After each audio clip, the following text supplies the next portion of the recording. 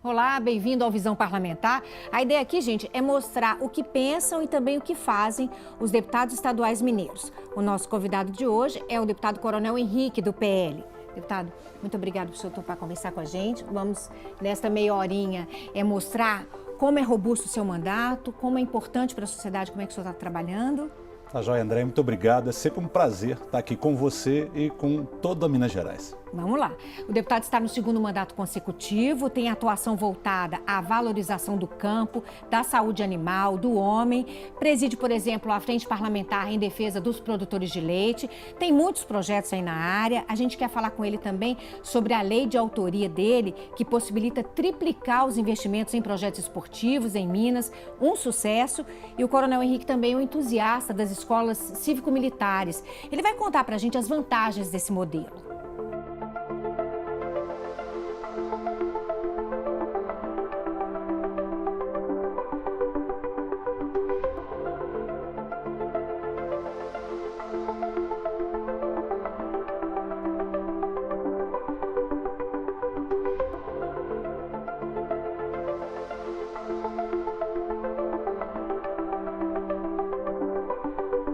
Então, deputado, o senhor é entusiasta das escolas cívico-militares, a gente vai conversar sobre isso agora, que é uma pauta muito importante para o senhor. Eu só peço a sua gentileza, que a gente vai colocar aqui na tela, o que são as escolas cívico-militares para as pessoas entenderem. As escolas cívico-militares promovem valores cívicos e éticos e garantem a organização do ambiente escolar.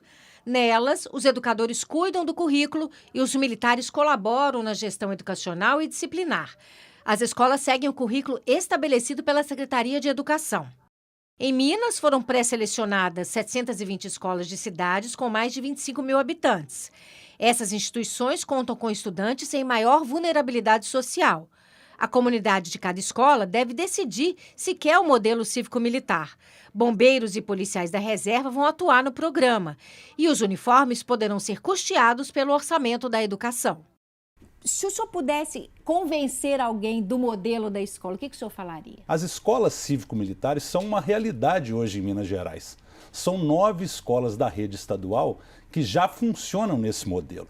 Nós temos 2 escolas em Belo Horizonte, 2 em Contagem, uma em Ibirité, uma em Santos Dumont, uma em São João del Rei, uma em Três Corações e uma em Itajubá. Muitas que se formaram com a ajuda do senhor, né? Isso, desde o primeiro mandato, em 2019, o governo federal criou esse programa, Minas Gerais aderiu e quando foi no final de 2023, já na atual gestão do governo federal, o governo decidiu unilateralmente encerrar com o programa, mas constitucionalmente, André, isso é muito bom que se diga, existe uma atuação concorrente de município, estado e União na legislação em programas educacionais. O governador, ele tem autonomia constitucional para criar programas próprios, desde que não fira a LDB, que é a Lei de Diretrizes e Bases da Educação. E isso que o governo de Minas fez, utilizando, nesse momento, veteranos bombeiros militares nessas 9 escolas. E quais são as vantagens, deputado? Se eu tivesse que conversar com um pai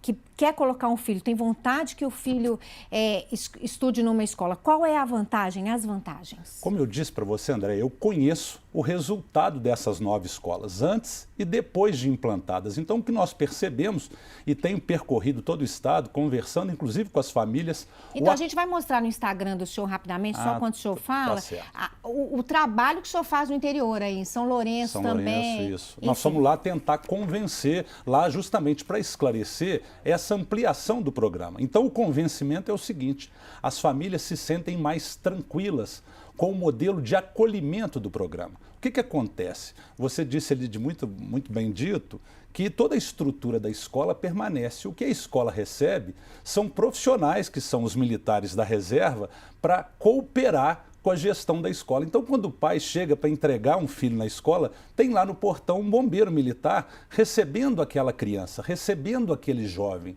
Aquilo já deixa a família mais tranquila. No momento de tanta violência, nós já temos ali um profissional que está ali exclusiva. É uma autoridade, digamos. Exatamente, passa a ser uma referência para as crianças. Além disso, eles passam a conquistar do jovem ali o acolhimento e aí passam a fazer hábitos disciplinares. Aquelas crianças que antes tinham uma postura inadequada na sala de aula, elas começam a respeitar determinados protocolos. Por exemplo, um chefe de turma que é responsável por fazer a chamada. O professor é recebido pela turma de pé e ali o aluno, que é o chefe de turma, já fala: ó, tem tantas faltas, professor. Então, um dado muito interessante de convencimento, e isso é uma resposta, o porquê que melhora o índice do IDEB? Por que melhora a aprendizagem? Num tempo de aula tradicional, nós temos 50 minutos de aula. Numa escola pública tradicional, em que não existe disciplina, em que não existe organização, numa média estatística, para cada 50 minutos de aula, nós temos 21 minutos de aula efetivo quando existe. E quando a gente cria esses hábitos disciplinares, os alunos criam comportamentos de respeito ao professor, esse tempo de aula efetivo sobe para 41 minutos. Sim. Então, o professor tem o dobro de tempo para transmitir o mesmo conhecimento que ele teria. E isso se reflete no resultado das diretamente. provas. Eu falo que a escola cívico-militar ela tem 4 premissas básicas, que é o acolhimento, a disciplina, a qualidade da aprendizagem, e isso tudo num ambiente de civismo. Eu digo que eu ouvi de um professor, de um diretor de uma escola, que ele resumiria a escola cívico-militar como uma escola cidadã. E isso está previsto na nossa Constituição Federal. A educação, além dos conhecimentos básicos de matemática, de português, ele também deve preparar o indivíduo para a cidadania.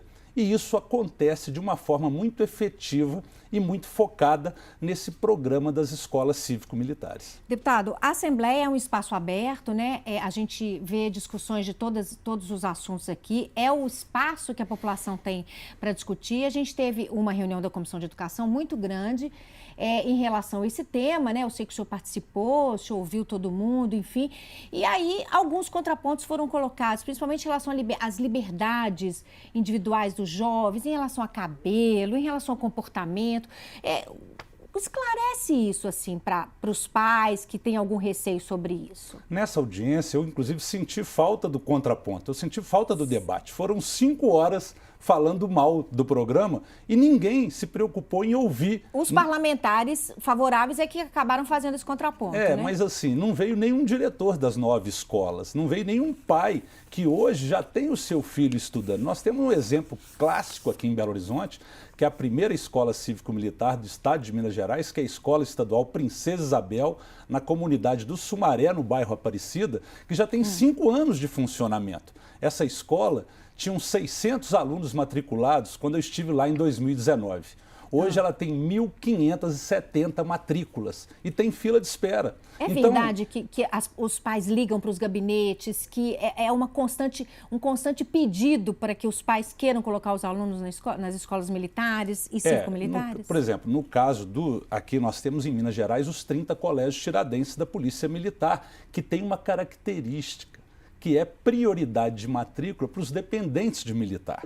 E a escola cívico-militar é para todos, ela é democrática o acesso, ela é para a comunidade como um todo. Então eu digo que os resultados que já existem há 5 anos, nós não estamos falando de 5 meses, nós estamos falando de um programa que existe em Minas Gerais há 5 anos.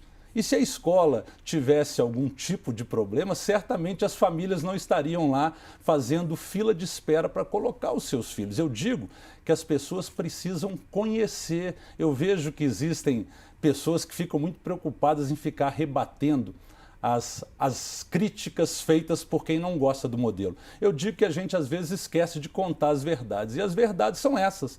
O IDEB aumentou, as pessoas procuram, diminuiu a evasão escolar e nós temos aí Minas Gerais inteira clamando por isso, 853 municípios, que tem uma novidade também, Andréia. Existem diversas cidades que os prefeitos estão fazendo modelos próprios na rede municipal. Isso é possível desde que autorizado pela Câmara de Vereadores ali, né? Faz um projeto piloto. Nós temos cidades como Buritis, Paracatu, Riachinho, São Francisco, Uberlândia, o Prata, diversas cidades que já possuem escolas cívico-militares na rede municipal. Por quê? Porque a população quer. Tem essa questão do custo, deputado. Os deputados da oposição sempre falam um pouco preocupados com essa questão do custo. O custo vai compensar a melhoria do ensino? A gente sempre E de fala, onde que vai vir esse e recurso? a gente sempre fala que educação não é custo, né? É investimento. Né? Então, o que acontece com o programa, nós temos, eu falo que eu gosto de citar 2 programas clássicos que nós temos em Minas Gerais, que é o PROERD, que é o Programa Educacional de Resistência às Drogas, e o PROGEA, que é o Programa de Educação Ambiental. Os dois pela Polícia Militar e pela Polícia Ambiental.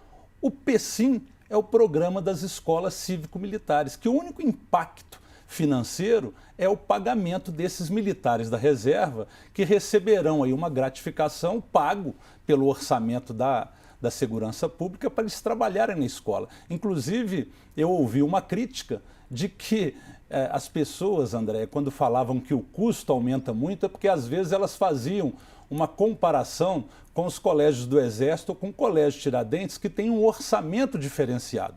Mas no caso das escolas cívico-militares, é simplesmente um programa em que os militares serão utilizados na escola e a escola continua a mesma, com o mesmo orçamento destinado para todas as outras. Então o impacto é somente no pagamento da gratificação desses 5 ou 6 militares que irão trabalhar nesse ambiente escolar. E eu digo que o programa funciona tão bem que ele pode ser deslocado, pode ser encerrado a qualquer momento, sem nenhum tipo de prejuízo para a escola, porque toda a estrutura da escola permanece a mesma, diretores, professores, ASB, todos os funcionários. Então é um programa que chega de forma colaborativa e complementar. Esses militares não ocupam o espaço de ninguém que trabalha hoje na escola. É importante, só antes da gente mudar de assunto, finalizar que o programa está sendo gravado hoje, 12 de agosto, né? Estamos em plena, as escolas estão sendo consultadas, então você, pai que está assistindo, tem curiosidade de saber, procure na direção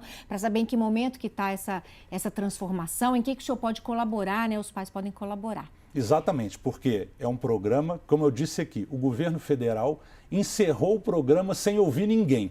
E o governo de Minas está fazendo isso de forma democrática, verificando a comunidade escolar que deseja. É um programa, por si só, democrático na sua essência. Ótimo. Vamos falar de esporte, deputado? O deputado é presidente da Comissão de Esporte, Lazer e Juventude, tem diversos projetos na área, né, deputado? Só para citar rapidamente, reposição de prova para aluno que vai competir, incentivo à prática esportiva do contraturno e um projeto que já virou lei muito importante, que foi a possibilidade de triplicar investimentos em programas esportivos por meio do ICMS. E a gente vai mostrar aqui a história de um aluno, uma pessoa que é beneficiada entre os milhares que vão ser beneficiados do programa. Vamos assistir. Atleta da equipe Sub-17 de futsal, João Paulo é um dos mais de 700 jovens do Olímpico Clube de Belo Horizonte, favorecidos por leis de incentivo ao esporte.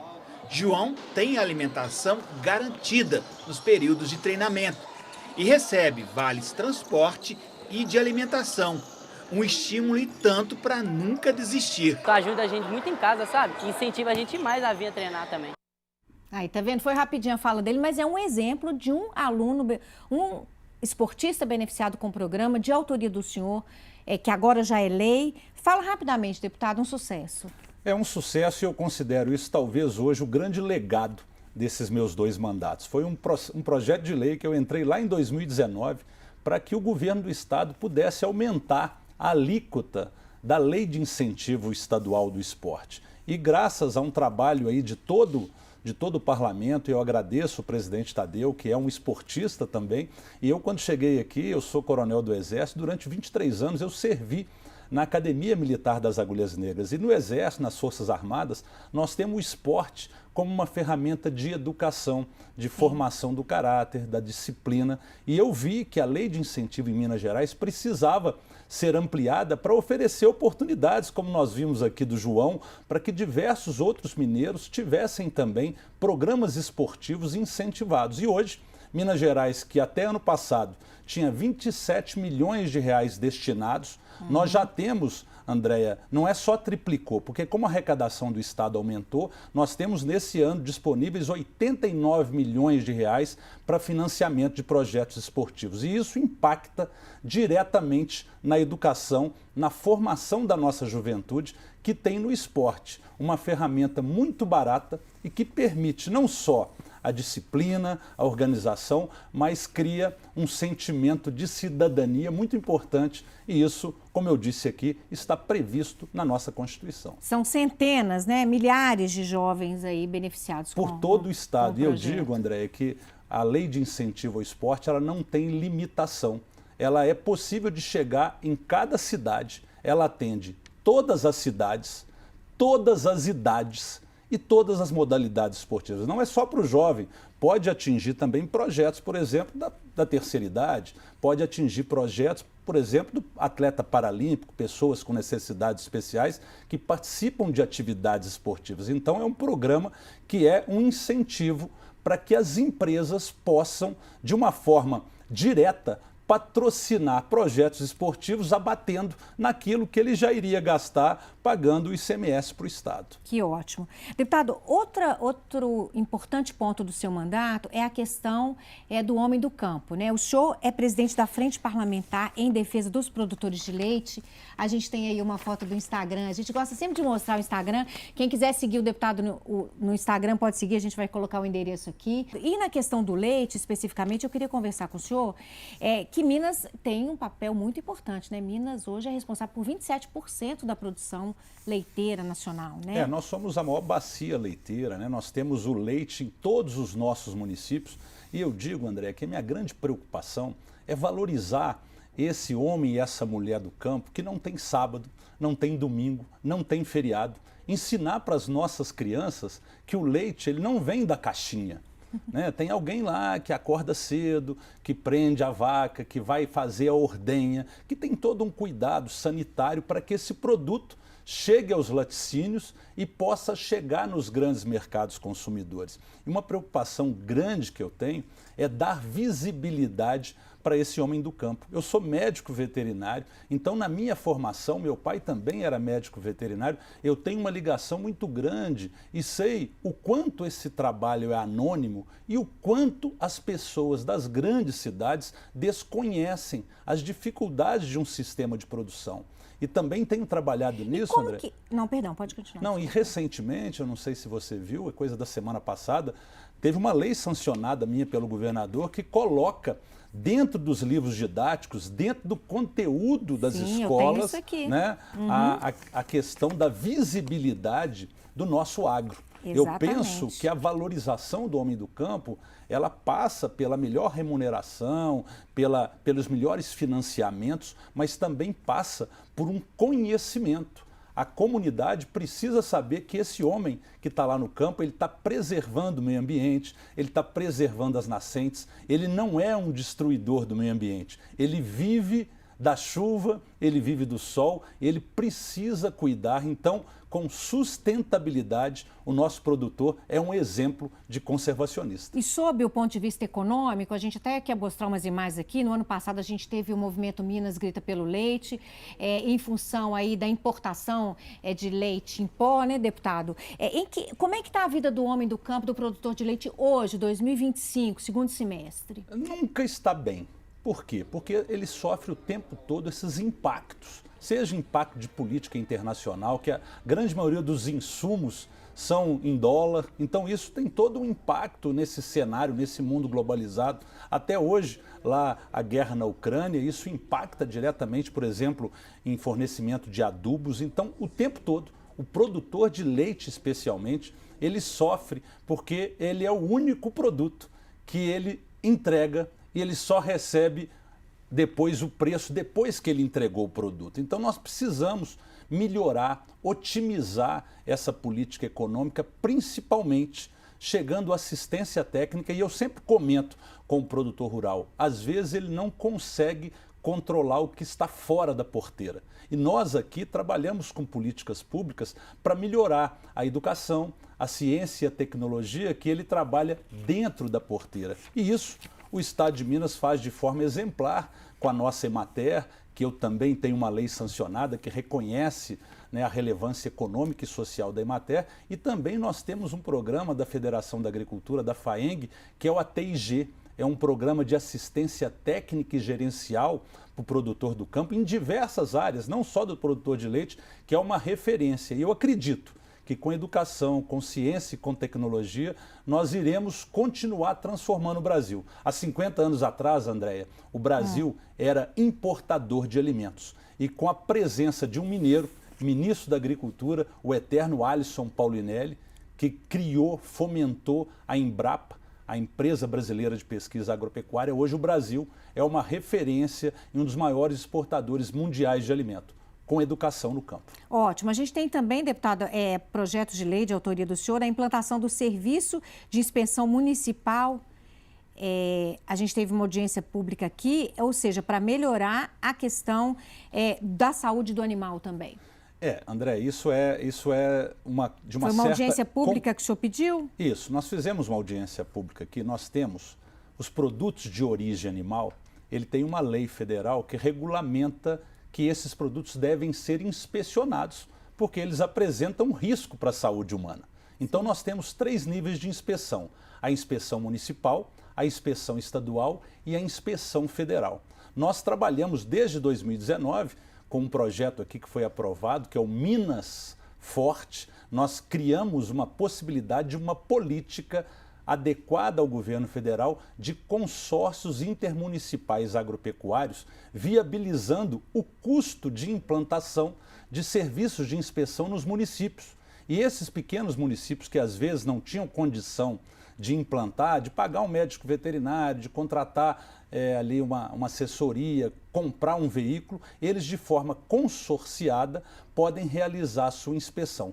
E Belo Horizonte, e aí foi essa audiência pública específica que eu pedi aqui, Belo Horizonte não possui o serviço de inspeção municipal. E nós temos a convicção de que a capital mineira precisa ser uma referência para as outras cidades. Nós já temos mais de 300 municípios que possuem o seu serviço de inspeção municipal e eu conversei com o prefeito Álvaro Damião pessoalmente, vou lá entregar para ele as notas taquigráficas dessa audiência pública e ele já colocou o secretariado à disposição, ele não tinha conhecimento disso e em breve nós esperamos que a população de BH, nossa capital, possa ter os seus empreendedores, Andréia, acessando esse serviço oferecido pela Prefeitura. Porque quando a Prefeitura não oferece, esses empreendedores devem procurar o Estado. E isso às vezes fica mais caro e eles preferem ficar na clandestinidade ou então migrar para outras cidades da região metropolitana, como por exemplo Nova Lima, que possui o serviço de inspeção municipal. Então nós temos a convicção que hoje a nossa comissão, a Comissão de Agropecuária e Agroindústria e também a Frente Parlamentar da Agropecuária, que eu sou o presidente, nós podemos levar saúde para a nossa população, melhorando a qualidade dos produtos de origem animal que são consumidos não só em Belo Horizonte, mas em toda Minas Gerais. Ótimo para a população, né? Deputado, a gente quer falar também de um assunto que o senhor também trabalhou nesse mandato ainda, está trabalhando ainda, que é a questão do roubo de gado no campo, né? O senhor tem uma lei para coibir a questão, chama abigeato. Quem não conhece esse termo, é o termo, né? A gente aprendeu que é o termo de roubo de gado. Eu queria que o senhor explicasse por que é tão difícil combater o crime no campo, né? E essa lei do senhor também vem fomentar aí a implantação de delegacias, etc, né? Andréia, eu vejo assim, eu como coronel, eu sou o tempo todo cobrado com as ações também da segurança pública. Sim. E eu quero parabenizar as nossas forças de segurança, especialmente a Polícia Militar e a Polícia Civil, que trabalham diretamente nisso. E qual que é a grande demanda do produtor? As nossas estradas vicinais, a nossa área rural, é uma área muito difícil de ser patrulhada. Muito extensa, né, deputado? Muito extensa. Então, tudo que for feito no sentido de coibir essa ação dos criminosos vai ser feito. Minas Gerais já tem uma ação muito importante aí. O nosso governador Zema diz que em Minas Gerais cerca existe para ser respeitada. Nós não admitimos aqui invasão de terra e nós, com essa lei do abigeato, nós procuramos modernizar leis já existentes, colocando aí principalmente uma ação integrada das nossas da nossa Secretaria de Agricultura, por exemplo, o Instituto Mineiro de Agropecuária, ele tem controle do trânsito de animais, por exemplo, nos caminhões, com a guia de trânsito animal. Então, essa minha legislação, ela aperfeiçoa não só a busca do investimento nessas delegacias especializadas em crimes rurais, mas principalmente essa integração de sistemas de inteligência do Estado, onde envolve principalmente essa rastreabilidade. Mas fica aqui, e eu tenho conversado isso com os produtores, que os produtores possam registrar boletins de ocorrência para que nós tenhamos acesso aos números reais do roubo no campo. Porque às vezes cobram, deputado, indica aí uma patrulha rural porque vai melhorar a segurança. Nós sabemos que todos os investimentos serão poucos, porque o desafio é muito grande. A nossa Polícia Militar, a nossa Polícia Civil, o tempo todo está preocupada com isso. Em Minas Gerais, pela vocação do nosso agro e pela preocupação que nós aqui na Comissão de Agropecuária e Agroindústria temos com esse tema, eu vou levar sempre essa busca constante da melhoria da qualidade de vida daquele que coloca comida na mesa das grandes cidades. Excelente. Deputado, muito obrigada então. Boa sorte para o senhor. A gente está iniciando aí esse segundo semestre aqui de 2025. Bom trabalho, que o senhor consiga muito sucesso aí no seu resto de mandato e nos próximos que virão. Eu agradeço sempre essa participação. Eu falo que vocês são a nossa ferramenta para chegar naquele que acompanha o nosso trabalho. Convido a todos para que possam me seguir no Instagram, @coronel_Henrique. Eu vejo que é uma constante prestação de contas do nosso trabalho e eu agradeço a TV Assembleia por tudo que faz pelo povo de Minas Gerais. Obrigada, deputado. Então, você de casa ao convite, pode seguir o deputado no Instagram, nas redes sociais. É um momento em que você vai conhecer o parlamentar nas suas bases, o que ele faz, os principais projetos. É um caminho muito interessante para conhecer um pouco mais dos deputados, né? Muito obrigada, então, pela sua audiência. Até o próximo programa.